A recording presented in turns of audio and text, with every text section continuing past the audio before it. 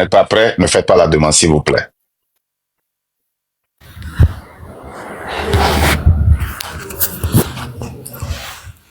Allez-y.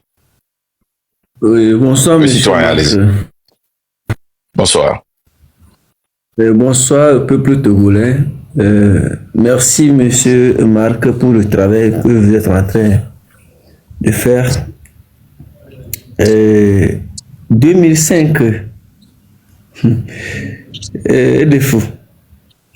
Et de fou, mi a Togo tobe, nous que mi subi, mi a gros 58 ans, mi a gros 20 ans. 20 ans que fort la base pays depuis 2005 à. Nous, on était dans le quartier de Khedjranoui, précisément à Tiégou, vers Sokpanou. Et il y a un quartier là-bas où souvent les taximans, il y a une petite station dans un petit carrefour là-bas que les taximans prennent les gens pour aller à Sigamé. 2005, le veillé jour que où à Monton le mois, c'était le 6-7 que tout le monde y a. Ne le globo lo et dubu moto et milice va le wamo le Togo à Mosson Baché. C'est une vérité que nous on avait, c'est une réalité que nous on avait vécu à Tiégou là-bas.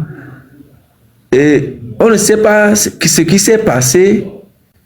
Peut-être que la voiture qui viendra prendre Amoko abe milice be patrouille zame que ou amoa et moi était chingbonoa vers 5 heures du matin au Nairo Carrefour, en plein Carrefour là-bas, et Egbeko le doigt mim Egbouon me comme le Togo qui m'a mis c'est pas il y a Togo Dona Gouanchon. Et il y a des gens qui ont, par curiosité, ont approché pour poser des questions. On pas se réponse n'est il n'y a que où d'ouintia et que ça d'ouintia on dit c'est il n'y a que où le blanc.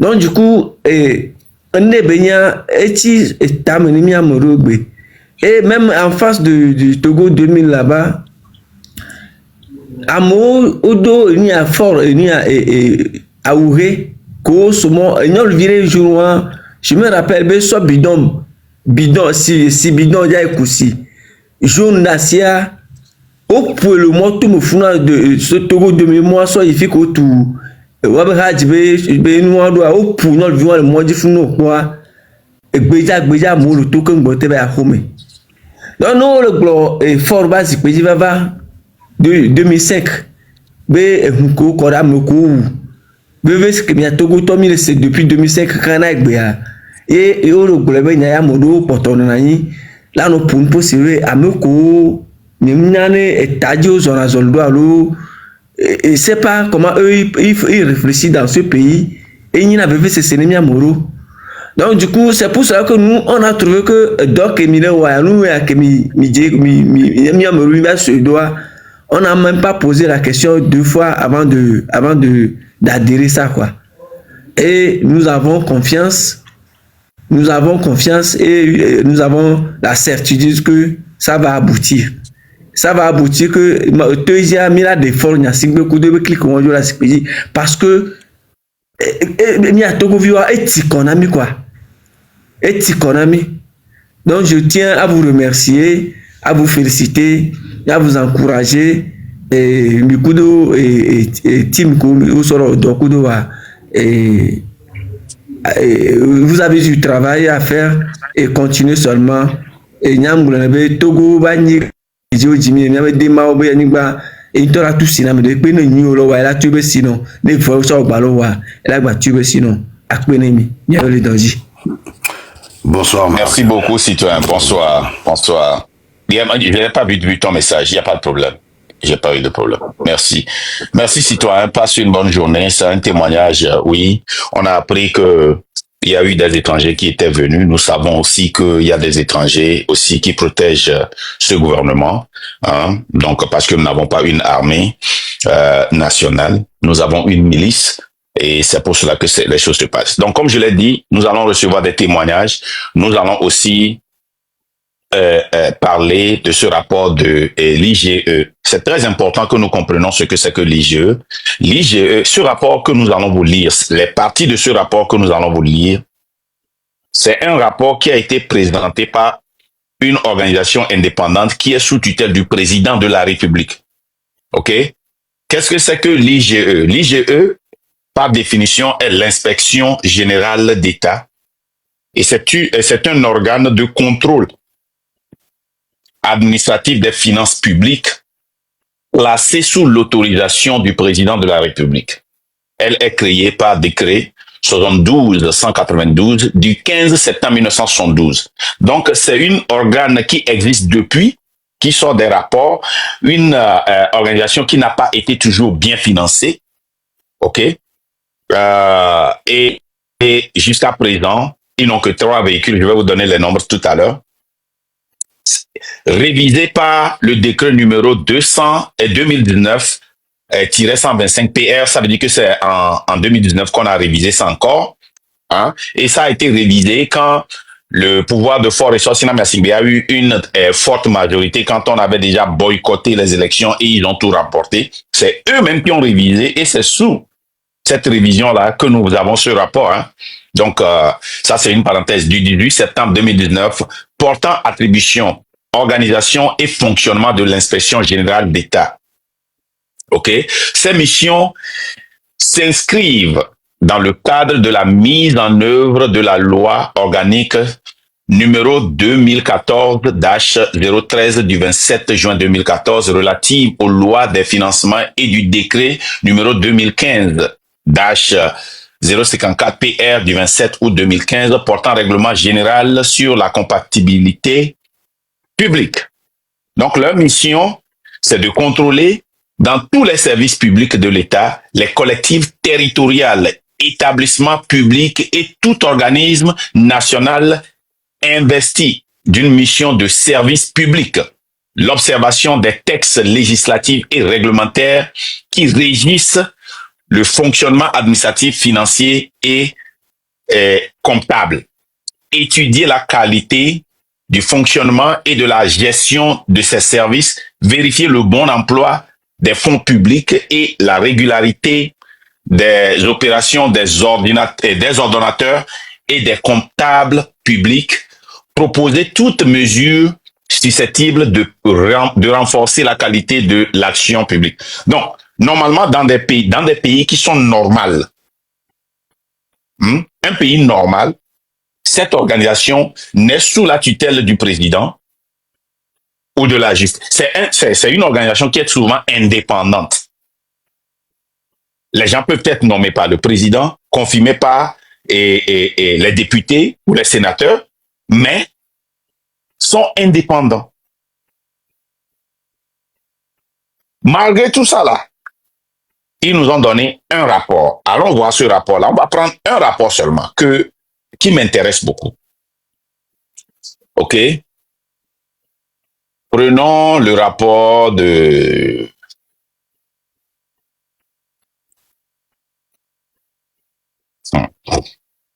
Marafa, comme ce n'est pas même long, nous allons prendre Institut National d'Assurance Maladie, INAM. La légende, est-ce que tu peux amener ça? Attends, je vais voir s'il y a une personne qui veut faire... il y a des gens qui sont montés pour le témoignage. Ok, Egouti est encore venu. Egouti, tu as un témoignage? Avant qu'on ne commence, la légende, ramène-le en grand là-bas pour le témoignage d'abord.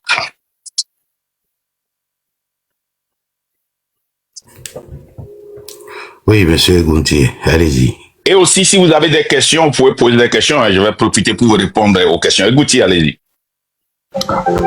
Bonsoir, bonsoir. Je salue tout le monde.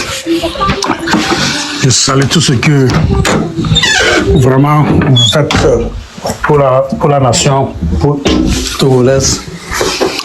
Ce que j'aimerais dire est que moi je vais juste, toujours comme d'habitude, parler un peu à mes frères togolais. Aujourd'hui, nous tous nous voyons ce qui se passe.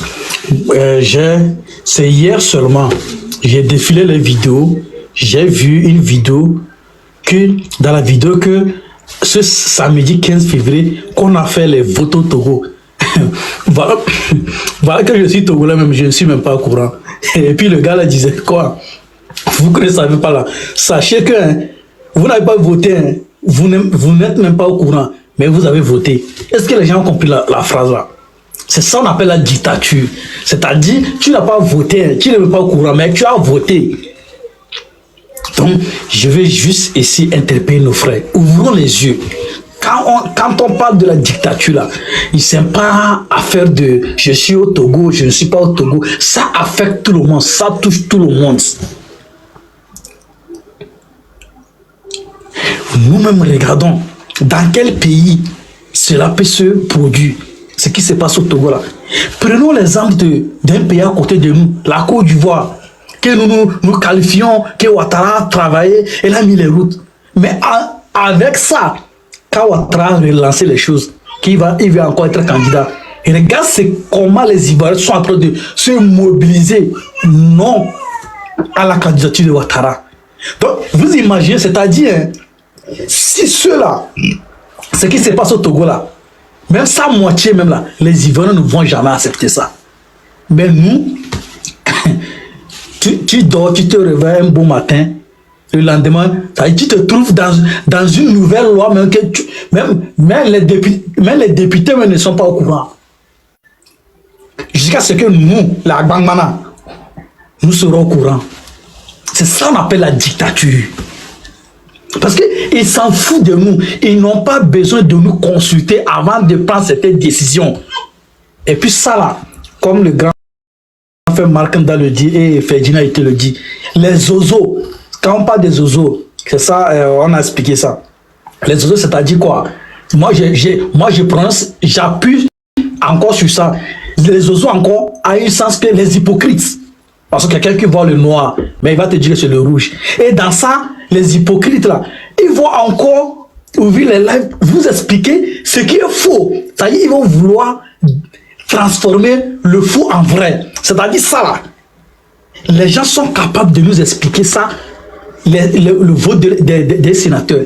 Ils vont vous expliquer ça. Parce que quoi? Un menteur, un hypocrite, même si c'est faux là, il va transformer le faux là en vrai.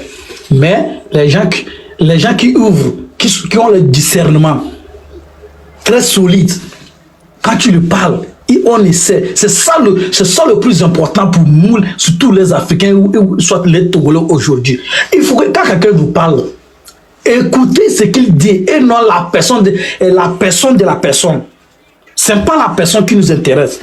C'est pourquoi l'autre fois j'étais sur un live et certains gens qui soutiennent LPT Uni, ils sont en train de monter les phrases là-bas juste pour faire comprendre aux Togolais comme si tout ce qui se passe est normal. Et puis je les ai demandé une question. Gucci, let's focus on trying to sur les témoignages et puis sur le rapport d'aujourd'hui parce que c'est très important. Nous, notre objectif aujourd'hui, c'est de lire presque le rapport sur, comment l'appelle-t-on, et les instituts nationaux d'assurance maladie, et puis les rapports sur une partie que Ferdinand a lu hier. Nous voulons mettre encore des accents sur ça, sur la société autonome de finances de l'entretien routier, SAFER. Donc, nous allons limiter tout sur s'il y a des questions, s'il y a des témoignages. Nous savons ce que les oiseaux là vont faire. Je comprends ce que tu dis. Mais sincèrement, les gens ne vont pas toujours changer. Ok.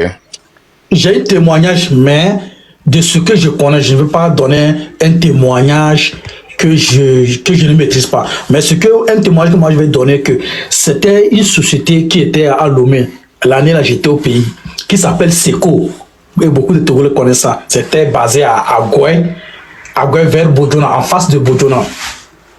C'est une entreprise qui a aidé beaucoup de jeunes Togolais. Parce que le temps là, moi, j'étais nous on lavait les voitures et autres, exemple. Et en ce temps, j'ai beaucoup de collègues, beaucoup d'amis que la société là a recruté. C'est-à-dire, la société là a réduit le chômage sur le plan un peu social. Sur le plan social. Et regardez, après trois ans comme ça, moi, j'ai quitté. Et en 2019, je crois, et j'ai rencontré un grand frère comme ami ici. Et puis bon, lui vient d'arriver, quoi. Et je lui pose la question comment les choses vont, comment à Guaïla, comment les choses. Je lui posais la question sur Seco, parce que j'avais eu l'information que l'entreprise là n'existe plus. Et puis je lui posais la question, et c'est le gars là, parce que lui, il a travaillé presque côté du gouvernement, parce qu'il travaillait quelque chose de Togocel, quoi. Il était quelque chose en Togocel. Et je lui posais la question, et il me dit, mon frère, Seco, on a fermé Seco parce que le DG de Seco a eu un problème avec le président de la République. C'est-à-dire juste qu'à cause de la femme. À cause de la femme. Et je pose la question au frère là que, donc si je comprends bien, on a fermé toute l'entreprise à cause d'une femme. Parce qu'un président,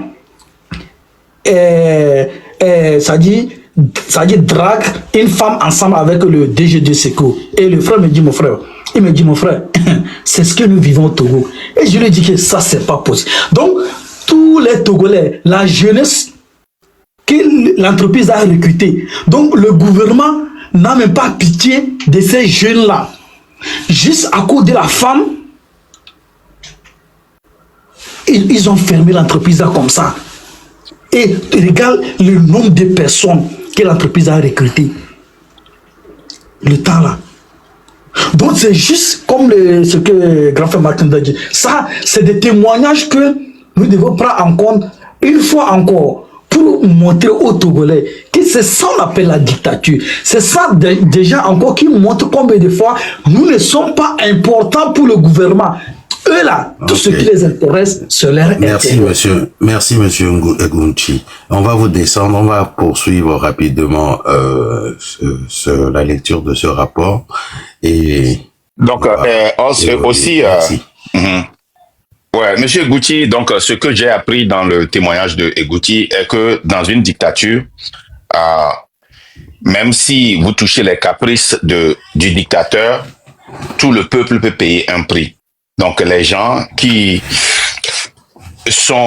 travaillent à Seco ont perdu toutes leurs fonctions, leur emploi à cause d'un problème personnel entre le président de la République et le président de Seco. Donc c'est ce que nous avions appris. Donc et puis quand vous venez, si vous avez des questions, soyez direct aux questions. Si vous avez des témoignages, soyez direct aux témoignages, s'il vous plaît, pour que nous puissions prendre assez de personnes, parce que nous sommes conscients que dans notre live, nous n'arrivons pas à prendre tout le monde. Nous voulons prendre le soin, nous voulons tout faire pour pouvoir prendre beaucoup de personnes pour pouvoir répondre à certaines des questions. Donc, la légende. Oui, alors, before you are ready. OK. Ce que je veux qu'on fasse là. D'accord. Nous allons donner la mission et le secteur d'activité, l'objectif, et puis, comment l'appelle-t-on? Nous allons dépenser un peu de temps sur les irrégularités et les recommandations. Ça, c'est le plus important. Allez. Effectivement. Alors, l'Institut national d'assurance maladie, INAM, vous savez ce que c'est. On va déjà leur présenter ça. C'est l'Institut national d'assurance maladie. C'est cet organisme-là qui s'occupe de l'AMU, l'assurance universelle au Togo. C'est ce qu'ils ont dit. C'est ce qu'ils disent. Mais le problème, c'est que, regardez, vous allez sur le site déjà, vous tapez INAM Togo. Pour ceux-là qui veulent savoir ce que c'est, vous tapez INAM Togo, INAM Togo. Ils ont un site internet. Institut national d'assurance maladie du Togo. Mais quand vous cliquez sur le lien, qu'est-ce qui se passe? Bad getaway, mauvaise passerelle. Le site n'a pas été mis à jour depuis quelque temps. Le site ne fonctionne pas. Et le serveur a craché. Et ça, c'est pas normal pour déjà une administration qui s'occupe de l'assurance maladie. C'est grave. Je trouve ça, c'est le premier constat. Moi, c'est ce que j'aurais aussi mentionné dans le rapport, mais bon, allez, on continue. Vous savez, quand on gère l'assurance maladie de tout un pays, on doit être accessible à n'importe quelle heure, à n'importe quelle minute. Le site internet doit pouvoir fonctionner pour recevoir des messages, des plaintes, etc., etc. Mais le site internet de cet organisme ne fonctionne pas. Bad, mauvaise passerelle. 502, bad getaway. Voilà. Faute de mise à jour. Donc Maintenant, aussi, avant que la légende ne continue, juste pour vous rappeler que ce rapport que nous allons vous lire, ça concerne 4 institutions. Donc, l'IGE, au cours de la période visée par ce rapport, a effectué 4 missions de contrôle dans les structures de l'Institut national d'assurance maladie INAM, que nous allons lire tout à l'heure. La société de financement et d'entretien routier SAFER, la direction des affaires maritimes DAM et le dispositif de contrôle et de suivi des établissements scolaires privés, laïques et confessionnels de l'enseignement général. Togo. Donc, c'est un rapport qui n'est même pas long. C'est, je pense, une vingtaine de pages. Hein. J'ai même imprimé ça, j'ai ça à la maison. 25 pages. C'est pas loin. Et donc, c'est pas long. Et quand tu enlèves les entêtes et autres là, tu as peut-être 22 pages. Hein.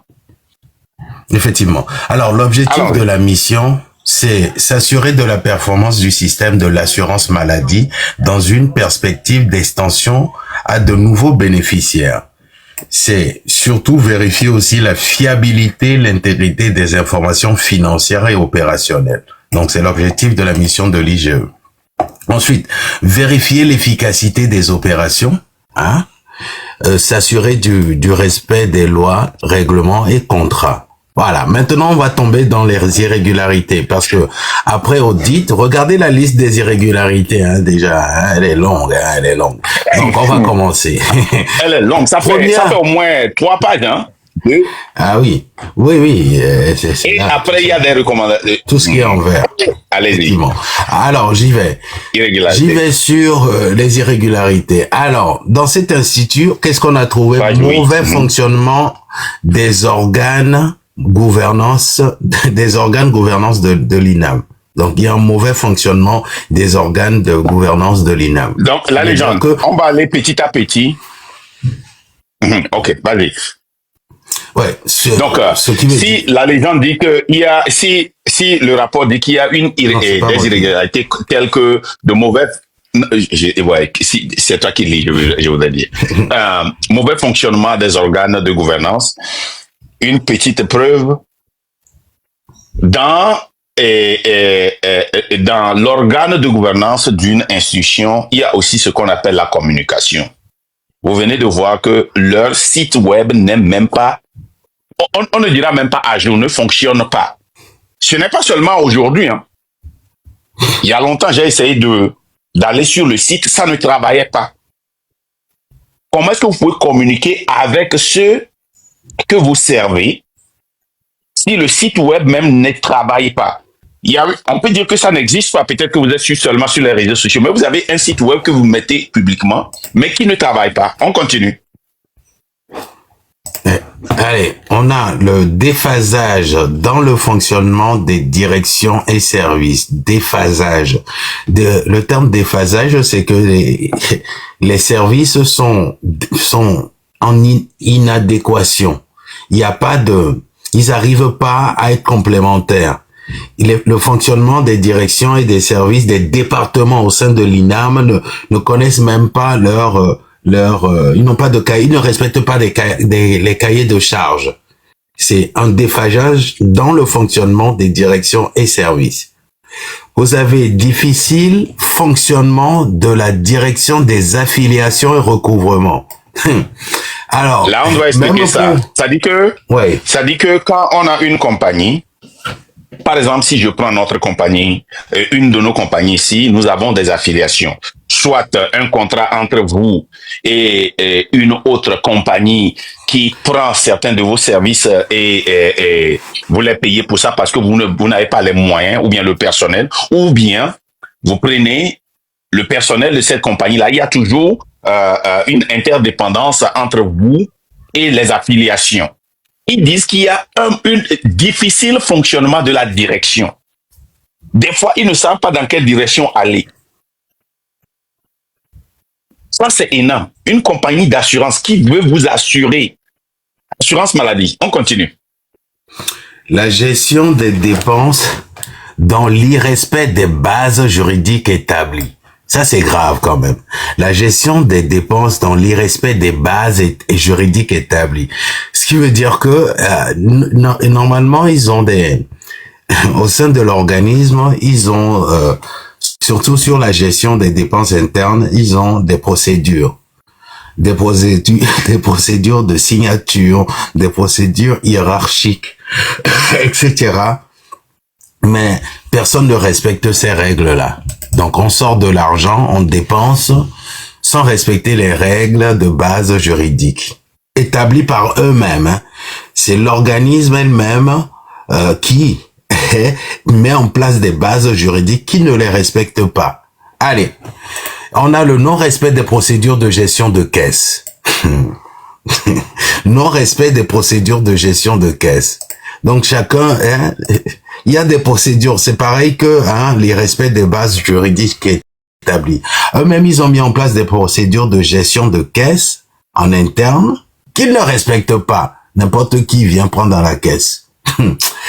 Allez, irrespect des procédures dans la gestion des marchés publics. Pareil. Hein? C'est grave, quoi. Gestion du personnel dans l'irrespect des normes. Ça, ce n'est même plus une institution, ça.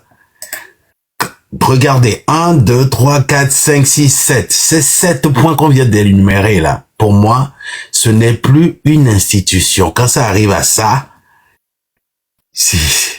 irrespect des procédures dans la gestion des marchés publics. Amédjessi système. Gestion du personnel dans l'irrespect des normes. Hein? Des normes établies dans les ressources humaines. On vous parle de ressources humaines. Ils ne respectent même pas les chartes établies avec le ministère, comment il s'appelle ça, le ministère chargé de la protection du travail, ceux-là qui s'occupent des droits des travailleurs. Gestion du personnel dans l'irrespect des normes. L'inexistence d'une politique de gestion des emplois et carrières. Voilà, et ça n'existe même pas. Quand tu rentres là-bas, tu ne sais pas quand tu changeras d'échelon. Tu ne sais pas si tu dois changer d'échelon. Tu peux faire 20 ans, 30 ans au même poste. Il y a une inexistence de politique de gestion des emplois et carrières. C'est relié à la gestion du personnel dans l'irrespect des normes. Hein? Ils ne respectent rien. C'est comme un marché. C'est comme un moulin. Chacun fait ce qu'il veut. Hein? Chacun emploie son cousin qui n'a pas de diplôme, etc., etc. Alors, le pire dans tout ça, le niveau de sécurité des dossiers d'archivage électronique du personnel est insuffisant. On appelle quelque chose chez nous la GRPD, la gestion la gestion des GRPD. La GRPD, c'est la gestion des données personnelles. Vous savez, surtout dans le domaine de la santé, c'est très important de sécuriser les dossiers, les dossiers des personnes que vous traitez. C'est que la personne, ces informations liées à la santé d'une personne, c'est comme si vous ouvrez votre maison à quelqu'un, votre vie privée. Regardez, le personnel lui-même, un instant, Monsieur Obama, le personnel lui-même qui travaille au sein de l'INAM, leur dossier n'est pas sécurisé. Comment vous voulez, vous, en tant qu'Institut national d'assurance maladie, sécuriser le dossier, les dossiers de santé de tout un pays? Regardez, l'audit a relevé que le niveau de sécurité des dossiers d'archivage électronique du personnel est insuffisant. C'est grave. Alors, inexistence d'un logiciel de paye. Ça, c'est le pire, ça. C'est que il n'y a même pas de base de données. Il n'y a même pas de logiciel. Quand on vous paye, quand ils payent les salaires des employés, il n'y a même pas de logiciel qui enregistre cela pour fournir des fiches de paye aux gens. Inexistence d'un logiciel de paye au 21e siècle, les gars. Pourtant, il y en a plein. Hein. Vous pouvez taper sur Internet, il y en a même qui sont gratuits. Ça n'existe pas à l'INAM. Ce qui veut dire que les gens, ils prennent leur téléphone, ils appellent la banque et il faut payer les salaires comme d'habitude, hein, comme tous les mois. Et coucou, est-ce que tu peux payer les salaires à tout le personnel qui a ouvert un compte chez toi? C'est pas possible, quoi. Alors, incohérence entre l'effectif du livre de paie et l'effectif du personnel. C'est encore plus grave. on paye même des gens qui sont peut-être morts. On leur donne des salaires. Ça, la légende, attends. Et le manque de logiciel de paye, là, ça explique la dernière fois quand on prenait la fiche de paye d'un officier supérieur et les calculs n'étaient pas coordonnés et on comparait ça aussi au bulletin de paye de retraite. Je ne sais pas si tu te rappelais. Bah oui. Tu te rappelles de ça là? Où bah il y avait des incohérences. Pourquoi? Oui. Parce que il n'y a pas de logiciel de paye. Les gens, on donne des salaires, même quand on te recrute pour un salaire, les bulletins de paye, il n'y a pas, ça dit que ici, quand tu prends, par exemple, oui. chez nous ici, hein, quand vous rentrez, nous avons un logiciel ici où le salaire, que ce soit horaire, que ce soit un salaire semi-mensuel ou bien mensuel, le salaire là est là-bas. Si c'est horaire, et chaque fois quand vous faites, quand vous voulez faire la paye, automatiquement quand les heures qui sont là-bas, tu n'as pas besoin d'aller rentrer des chiffres pour payer cette personne-là. Ces bulletins-là sortent rapidement. On les voit en même temps. L'employé sait exactement combien il ou elle gagne à la fin de ce mois ou du mois passé. Le travail que tu fais ce mois-là n'est pas exactement le travail que tu fais le mois prochain. L'heure que tu mets ce mois-là n'est pas exactement les mêmes heures que tu mets le mois prochain. Cette semaine-là peut être différente de la semaine prochaine. Je ne comprends pas pourquoi un pays comme le Togo a des institutions et le plus important qui est un logiciel de paye, eux, ils ne l'ont même pas. Je ne comprends pas. Je peux te rappeler, on peut, si pour des raisons de sécurité interne, ils peuvent embaucher un jeune informaticien développeur pour leur développer une application de gestion de paye. Ils n'ont pas besoin de développer. Ils peuvent aussi s'associer à une compagnie pour utiliser cette bulletin de paye.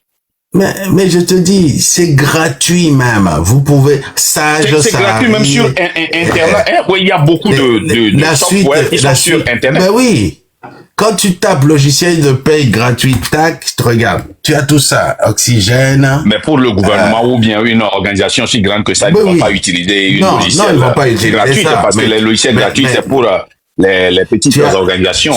Regarde, tu as la suite Sage, par exemple. Sage, derrière la suite sans comptable et financière, ça là. Hein?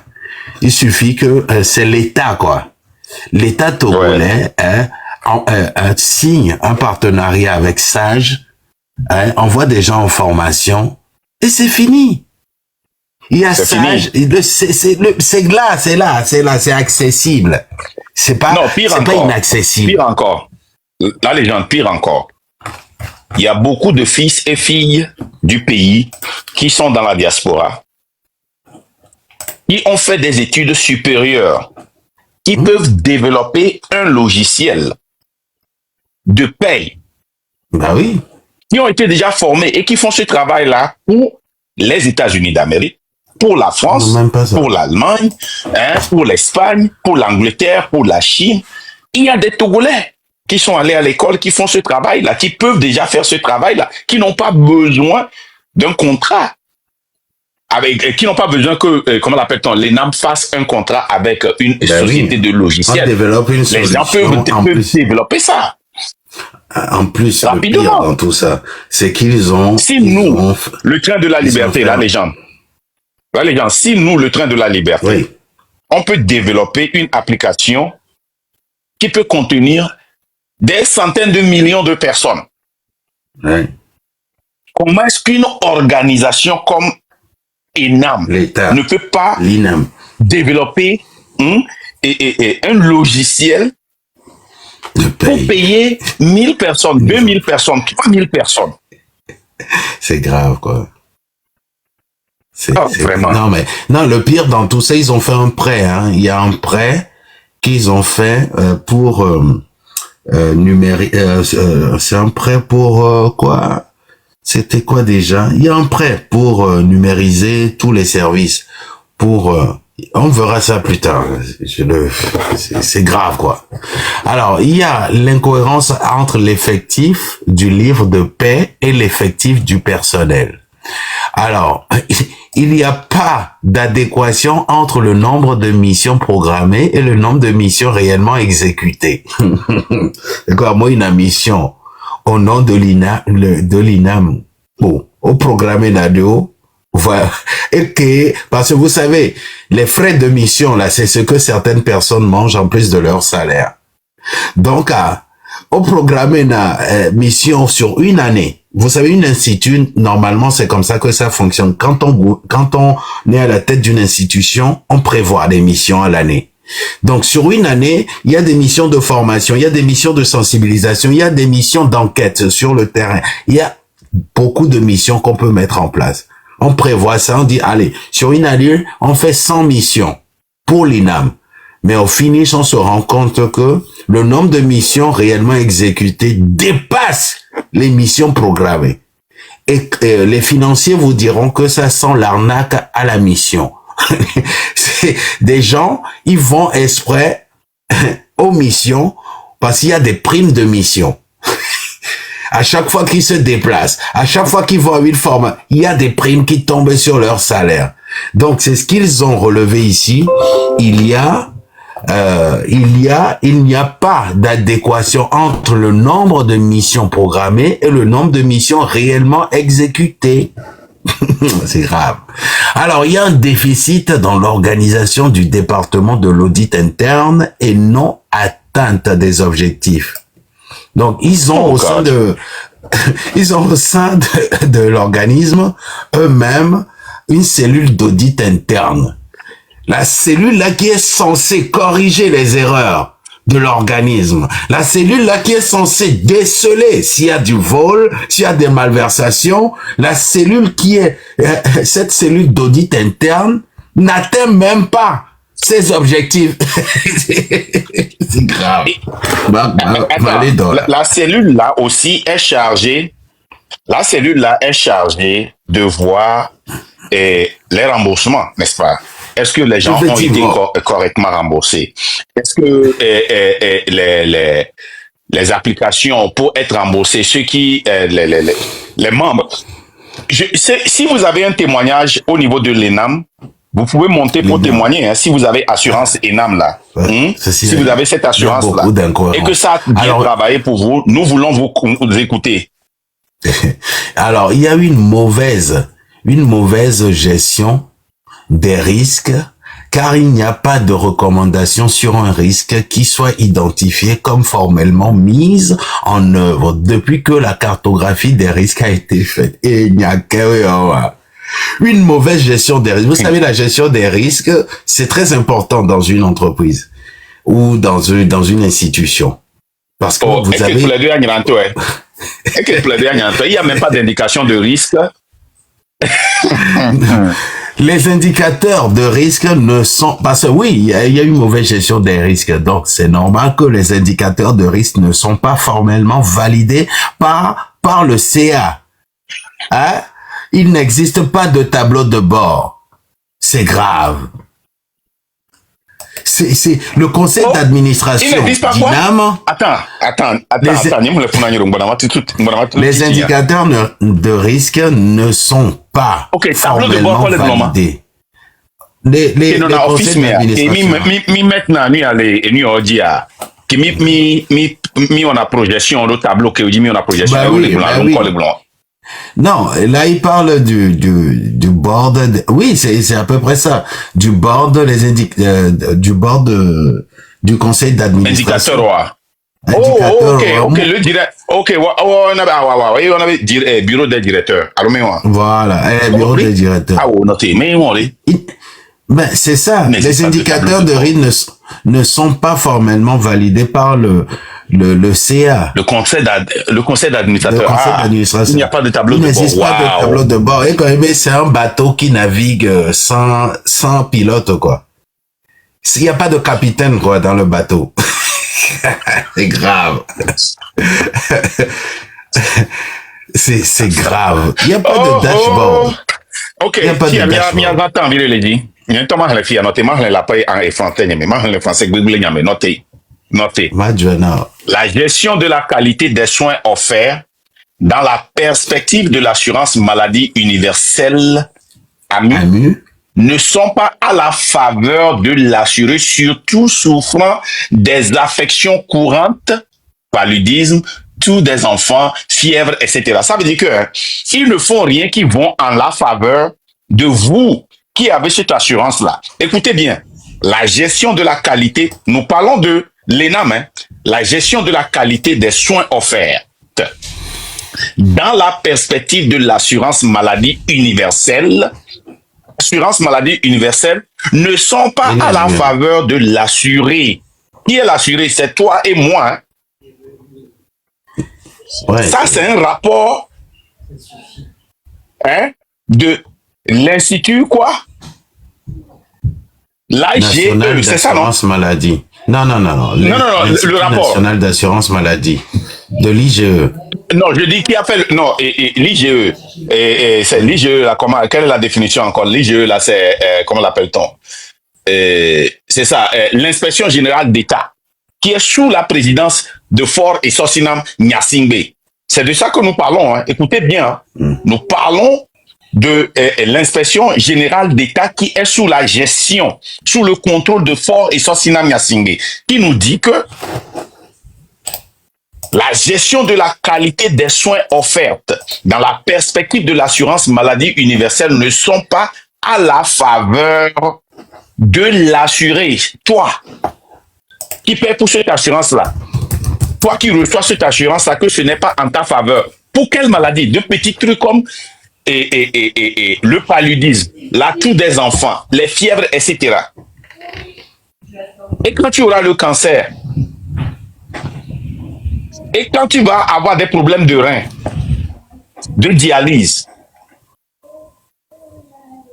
et quand tu vas avoir des problèmes de foie, d'oxygène, de sang, le rôle de l'assurance, c'est d'être sûr que quand tu es malade, tu vas avoir un traitement, même si tu n'as pas d'argent dans la poche. Ce n'est pas d'aller payer pour qu'on te traite avant qu'on te rembourse. Non. Le rôle de l'assurance, c'est assurer, assurance. Quand on dit qu'on a l'assurance, c'est qu'on est sûr que quand on est malade et qu'on va à l'hôpital, on sera traité. Mais on nous dit que, on nous dit ici que la gestion de la qualité des soins offerts dans la perspective de l'assurance maladie, la perspective dans le but de l'assurance maladie,